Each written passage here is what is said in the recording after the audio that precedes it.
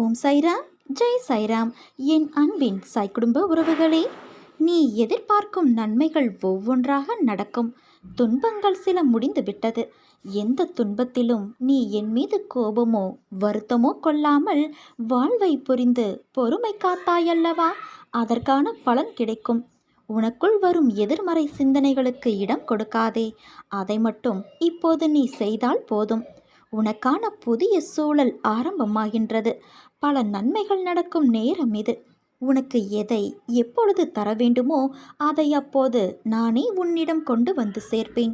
உனக்கு கிடைக்காமல் போன ஒன்றுக்காக நீ வருந்தாதே.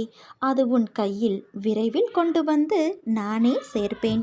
இதுதானா வாழ்க்கை என்பதை இரண்டு கோணங்களில் பார்வையிடு. உன்னிடம் உள்ள எதிர்மறை எண்ணங்களாகட்டும் செயலாகட்டும், அவற்றை செய்து நீ எதை பெறப்போகிறாய்?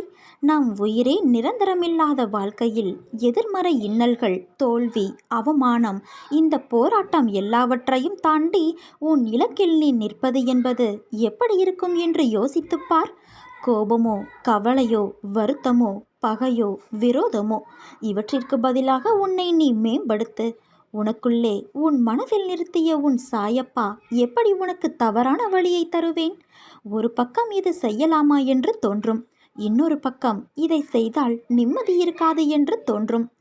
மனிதனுடைய இயல்பான புத்தியின் நிலை நிம்மதி பற்றி யோசிக்காது, இதை ஆராய்ந்து பார்க்கத்தான் யோசிக்கும். அவற்றால் நாம் இழப்பது என்னவோ நிம்மதியைத்தான். உன்னை வழி நடத்துபவன் நான், உன் அகிலமாய் இருக்கும் உன் சாயி. இதுவும் தப்பாய் போகாது என்று நம்பிக்கையுடன் எதையும் யோசிக்காமல் பொறுமையாக இரு. உன்னிடம் என்றைக்கும் நான் சொல்வது அதுதான். எவ்வளவு பெரிய துன்பங்களாயிருந்தாலும் அதை நொடிப்பொழுதில் அகற்றி விடுவேன். உன்னை விட்டு நான் விலகுவதும் இல்லை, விலகி போகும்படி நான் செய்வதும் இல்லை. உன்னை காப்பாற்றுவதற்கே நான் இந்த குருவின் அவதாரம் எடுத்தேன்.